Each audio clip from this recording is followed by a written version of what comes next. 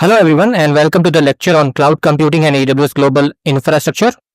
So this lecture will contain all these topics. What is cloud computing?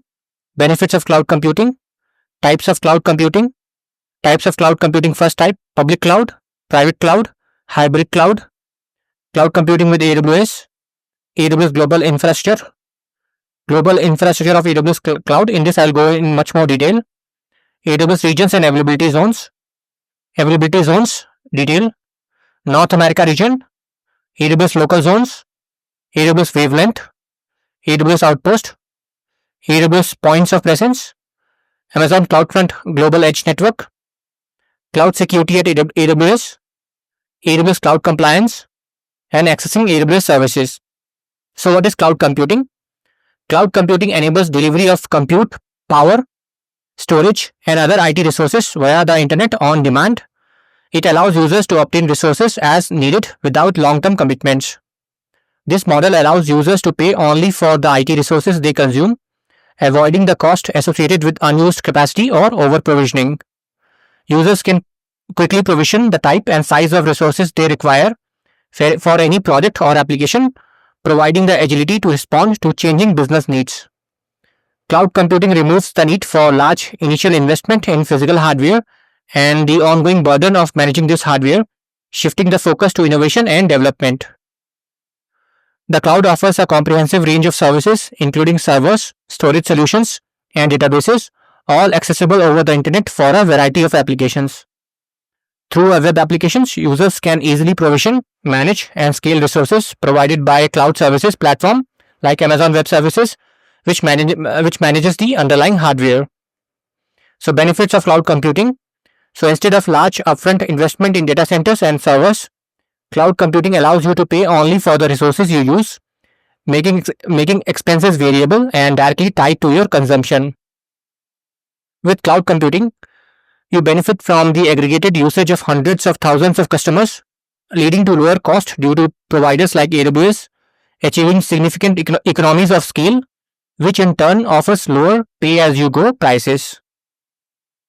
Cloud computing removes the need to predict infrastructure capacity. You can scale resources up or down as needed with minimal notice, avoiding the cost of unused resources or the challenges of limited capacity. The availability of IT resources with just a few clicks reduces the time from weeks to minutes to make these resources available to developers, significantly enhancing organizational agility and lowering the cost and time of experimentation and development. Cloud computing enables you to focus on innovation and serving your customers, rather than on the infrastructure necessary to run your businesses, by eliminating the need for racking, stacking, and powering the servers. Deploy your application in multiple regions around the world quickly and easily, providing your customers with lower latency and a better experience at a minimal cost. Types of cloud computing. So we have three types. I will be covering all these three in detail. So we have public, private, and hybrid. Public cloud characteristics are its third-party provider. It is multi-tenant, so there are multiple customers, and pay-as-you-go model. So companies can have private cloud, and these characteristics are dedicated infrastructure, enhanced control, and on-premises or hosted. Third type is hybrid, which is like a workload distribution between the two. And this facilitates data interchange between the public and private cloud, and this requires secure connectivity between those two clouds. So first type, public cloud. So this is fully deployed in the cloud. Applications run entirely on cloud infrastructure. This includes apps either built in the cloud or migrated from existing infrastructure to leverage cloud benefits. Cloud applications can utilize low-level infrastructure or higher-level services for abstraction from core infrastructure management. Next is private cloud. So resources in private cloud are deployed on premises, utilizing virtualization and resource management tools. This setup offers dedicated resources but lacks many of the benefits associated with cloud computing. The primary goal of this model is to enhance resource utilization. It achieves this through the application of application management and virtualization technologies. The private cloud model closely resembles traditional legacy IT infrastructure. Next is last type is hybrid cloud, and this connects cloud-based resources with on-premises infrastructure, extending an organization infrastructure into the cloud and linking cloud resources to internal systems. Hybrid deployments are common for organizations looking to expand their infrastructure while maintaining a connection to on-premises resources. Cloud computing with AWS. So this is world's most comprehensive cloud. AWS offers a broad cloud service coverage globally, serving millions of customers. Over 200 fully featured services. So from data centers worldwide, AWS provides a vast array of services in various domains. Most functionality across technologies. AWS leads with the highest number of services and features, including AI, ML, analytics, and IoT. Deepest functionality within services. Offers a wide variety of purpose-built databases for optimal cost and performance. Largest community of customers and partners, so millions of active customers and tens of thousands of partners across all industries. Most secure cloud computing environment designed to meet the highest security standards, supported by comprehensive security tools and certifications. Fastest pace of innovation. AWS continuously introduces new technologies such as AWS Lambda for serverless computing and Amazon SageMaker for machine learning. Most proven operational expertise. So over 17 years of operational experience providing mature, reliable and secure cloud services to a broad spectrum of customers. And that's all. I'll be continuing this lecture in the next video.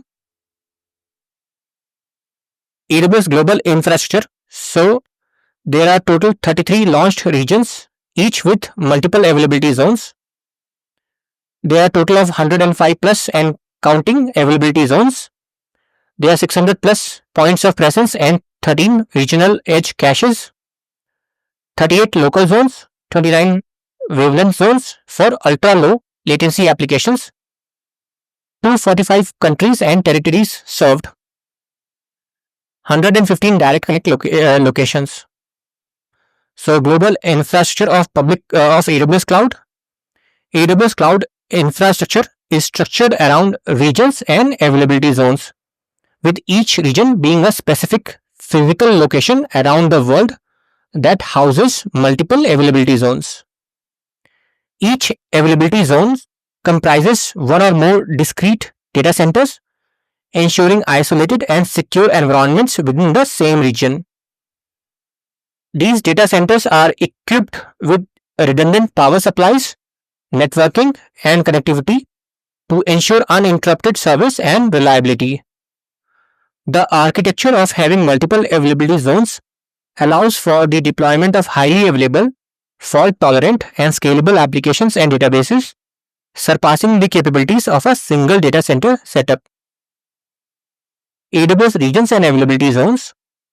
AWS regions are physical locations around the world where data centers are clustered.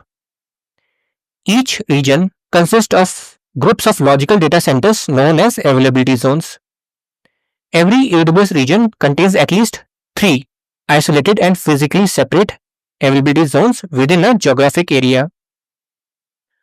Unlike other providers with single data center regions, AWS multiple AZ design offers significant benefits for reliability and fault tolerance. Each AZ operates independently with its own power, cooling, and security to ensure uninterrupted service. AZs are interconnected with redundant high-speed networking, enabling ultra-low latency communication. Customers can design their applications to run across multiple AZs, achieving greater fault tolerance and high availability. So here in this picture, we have all the 33 active AWS regions, and the red dots denote the region that will come soon. And in this picture, North America continent has 8 regions. So this is another example, and in this diagram, Asia Pacific has 9 regions.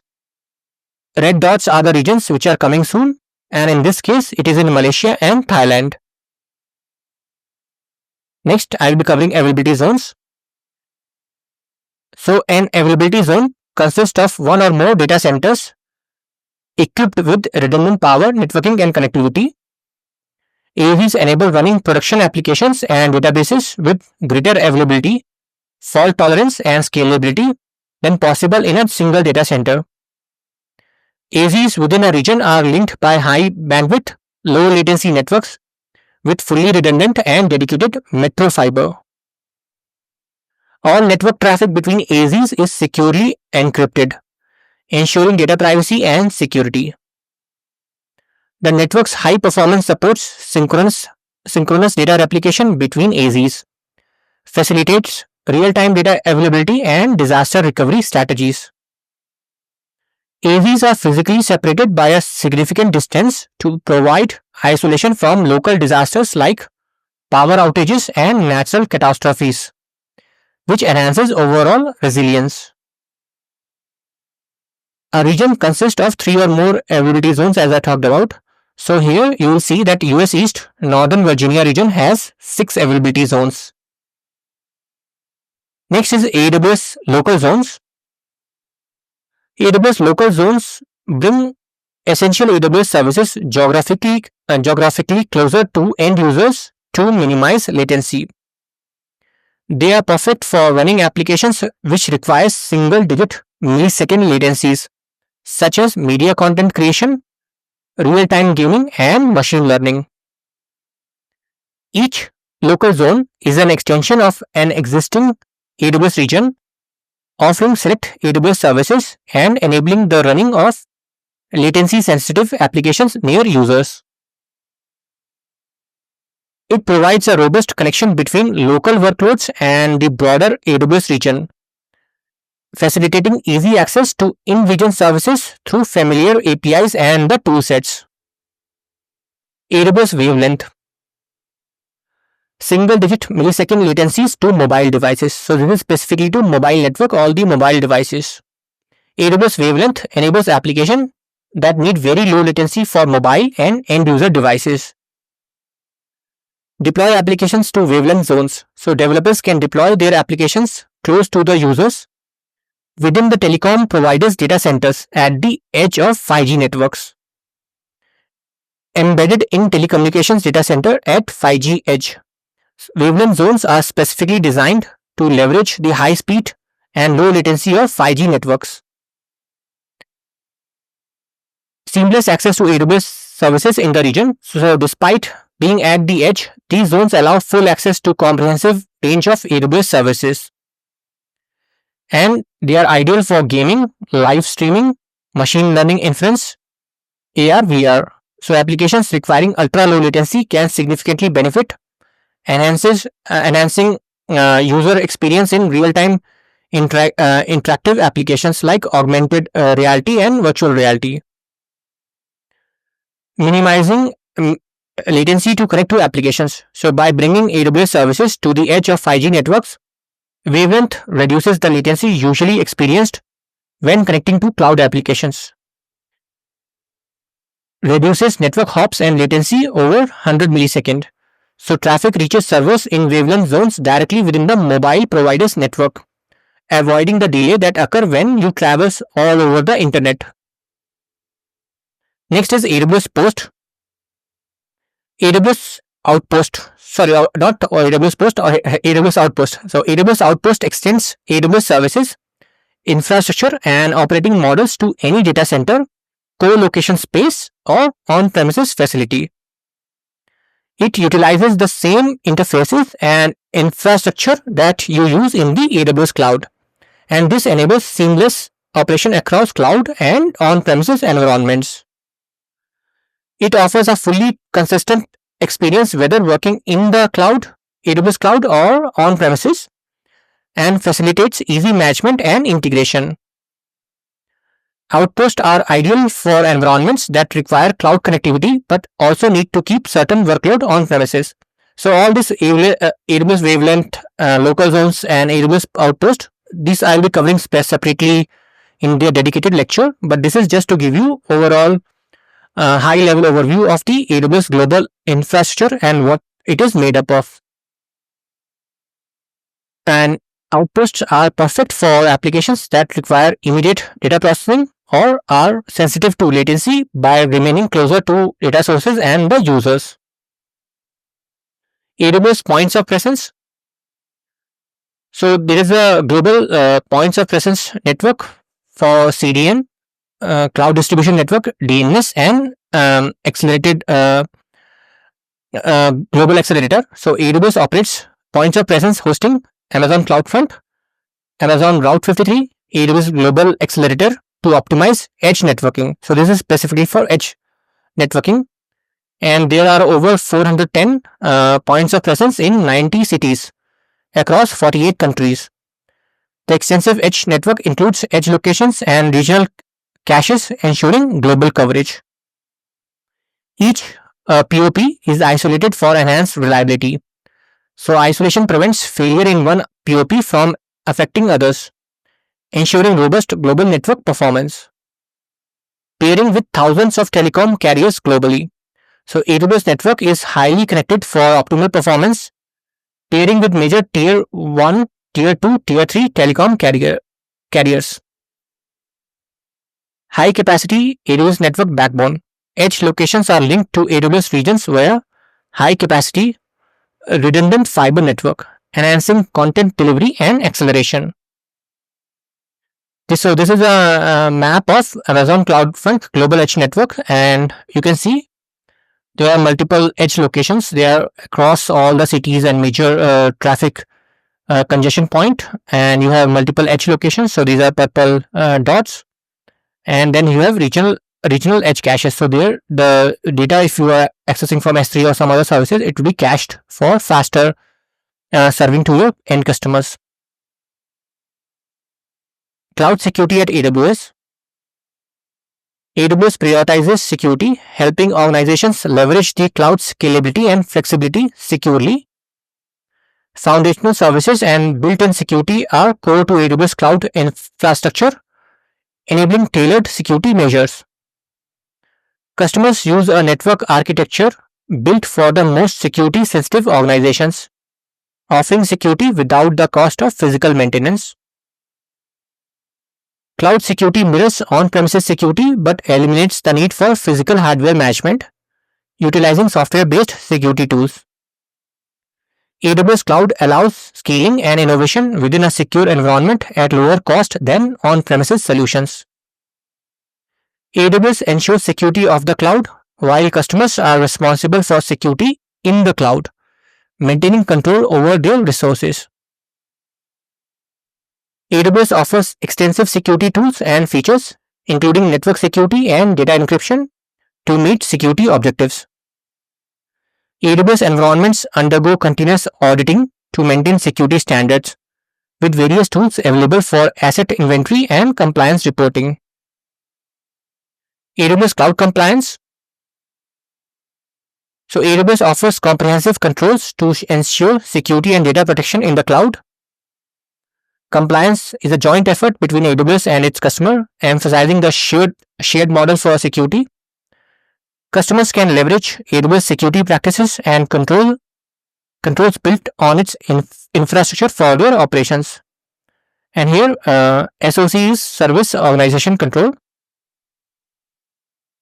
So compliance with major assurance program. So AWS adheres to significant standards and programs like SOC 1, ISAE 3402, SOC 2, SOC 3, FISMA, DIACAP, FedRAMP, PCI DSS, ISO 9001, ISO 27001, ISO 27017, ISO 27018.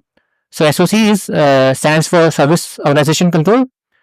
FedRAMP is Federal Information Security Management Act, FISMA, and you have DIACAP, which is Department of Defense Information Assurance Certification and Accreditation Process. Then we have FedRAMP, Federal Risk and Authorization Management Program. PCI DSS stands for Payment Card Industry Data Security Standard. Then we have International Organizations for Standardization, ISO, and then we have all this program. And for example, ISO 27001 is specifically for Information Security Management Systems, ISMS. Then ISO 27070 is specifically for security controls for cloud services. ISO 27018 is for the protection of personally identifiable information in public clouds. And ISO 9001 is specifically for quality management system. So AWS provides detailed information about its IT control environments through white papers, reports, certification, accreditations, and attestations from third parties. So to access AWS services, we have AWS Management Console. So you access and management AWS web services to the Web Management Console, which is a simple and intuitive user interface. Then we have AWS Command Line interface, and this is a unified tool to manage all your AWS services. And with just one tool, you can download and install on your machine, and after configuration, you can control multiple AWS services from the command line, and you can automate through scripts. So Management Console is basically web, and CLI if you want to do any kind of automation. So you can write scripts and all those things, and you can integrate with your CI/CD tooling and all those things. And lastly, we have software development kits. So SDKs simplify using AWS services in your applications with APIs. So basically, you have Java API, you have .NET, you have Node.js or Python APIs. So when you use this API, you can automate it even further. So you can use CLI to automate most of the tasks. But if you are integrating with any kind of applications, let's say that application is built on Node.js and some kind of React front end, and you want to automate based on somebody clicking something, so you can use those APIs to further automate. And that's all. Thanks for watching.